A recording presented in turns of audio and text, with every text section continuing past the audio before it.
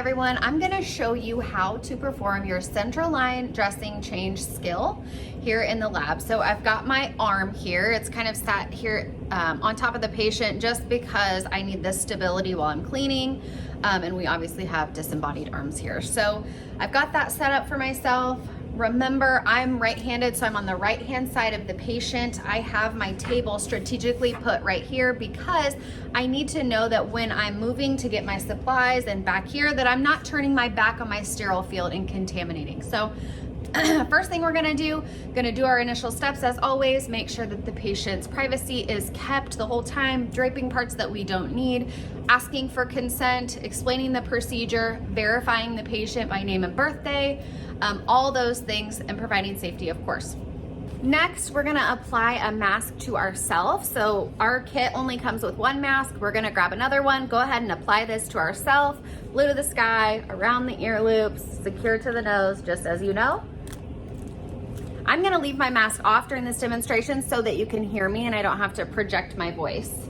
So I've got my mask on. Next, I'm going to get my central line dressing change kit. I'm gonna open it, making sure that I'm opening it sterilely. So remember, opening away from you first. So we're gonna pull this off to the side. I would suggest completely removing this piece to get it out of your way so that once you have this open, you're not like accidentally closing back on itself and contaminating your field. Now, once you open this kit, you'll see that right here on top is a mask for your patient. We already have a mask on my face. Now we need to put this mask on our patient. So we're gonna go ahead and put that on him real quick. So I've got this open. I'm gonna set this off to the side so it's out of my way really quickly. Next thing I'm gonna do is I'm gonna grab a pair of scissors.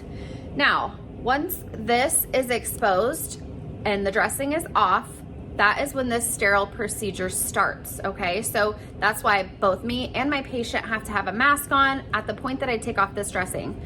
These scissors are not gonna be sterile. Your sterile kits are not gonna come with sterile scissors, so we're gonna make these as sterile as we possibly can by cleaning them for 30 seconds with alcohol. Sometimes when you are trying to get these dressings, these tegaderms off of your patient, they become very sticky, and sometimes depending on what kind of gauze or which direction they put the gauze in on that dressing, it will definitely require scissors in some instances. So we're gonna have these ready for just in case we need them. So I've cleaned the blades of these scissors best I can. I'm gonna just close these back together and set them off to the side for when I need them. I'm gonna hang the tips of them off of my sterile field off to the side so that I can keep that as sterile as humanly possible. Okay, next I'm gonna apply clean, non-sterile gloves. So I've got some gloves right here I'm gonna grab, and we just need these gloves so that we can take off this dressing. All right, I'm gonna go ahead and remove this dressing. I'm gonna start here at the edges. I like to remove every edge all the way around the perimeter and work my way inside. So one thing you want to make sure that you're very aware of when you're doing this part is that you have to secure this catheter hub here.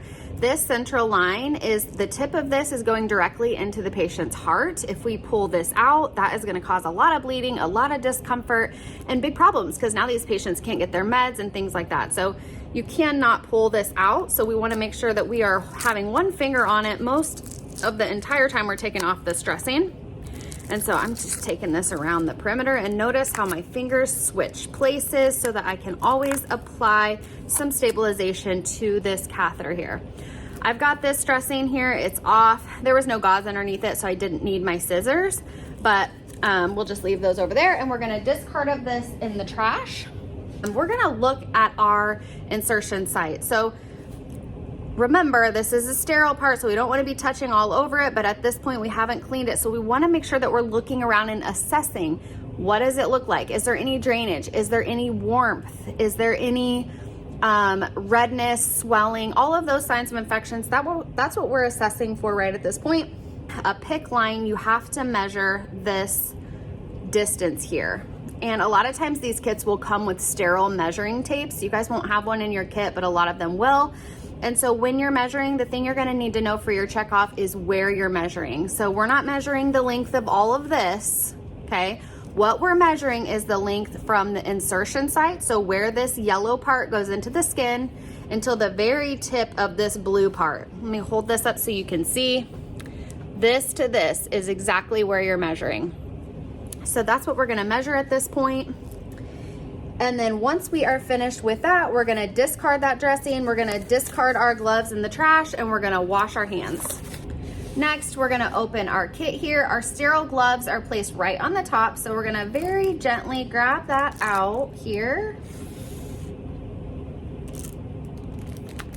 And we're gonna set these off to the side, and we are going to put these on. So I'm gonna just open these very gently here.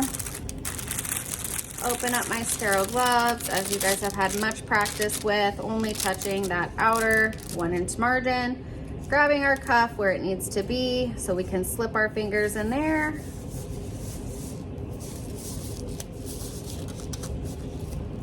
One sterile glove, we're gonna get in the cuff of this other one. Remember, always placing our fingers towards the sky, not down towards the ground. We're gonna fix our cuffs. Voila, we're ready to go. I can touch in the middle of this so that I can get it out of my field. And now I'm sterile and ready to go. So I'm gonna move my kit over this direction. And then at this point, I'm going to grab here on the top, I have 2 sterile hands. I have these blue tongs, and I'm gonna use these tongs to hold up my lines here on this central line. And so the reason for that is because if we touch these with our sterile gloves, we've contaminated. And so we wanna make sure that we're still keeping this as sterile as possible, for sure. So we're gonna use these tongs to carry that upwards so that we can clean around it, and then that doesn't contaminate our sterile field. So we're gonna use that with our hands here, and then with our other hand, we're gonna grab our chlorhexidine swab here, and we're gonna break it.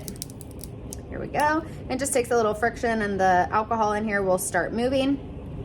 And so with this one, we are gonna go ahead and lift these, and we are gonna clean with chlorhexidine, which is what this is, otherwise known as CHG, you may have heard it called.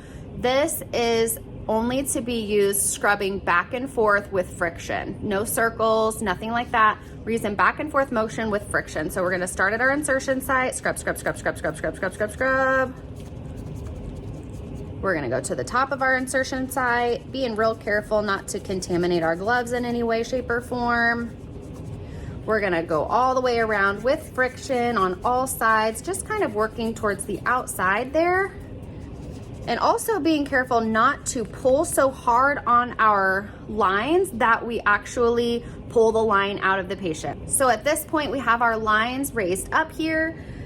We are going to grab our gauze here, and we're just gonna place this right underneath here, right there, and let this fall directly here. Maybe even kind of arrange these so that they're not all falling everywhere. Perfect. And then I'm gonna get rid of these tongs. And then at this point, I still have 2 sterile hands, so I'm gonna go ahead and grab my dressing, and I'm gonna pull this open here, get rid of that trash, and then I'm gonna kind of stretch this here. I want this to go over the gauze and over the hub, okay?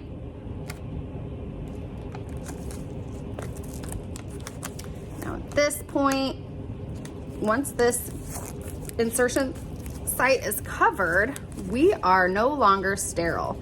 So at this point, we can peel off the rest of this dressing here, all the way around. Perfect. Make sure that that's all pressed down.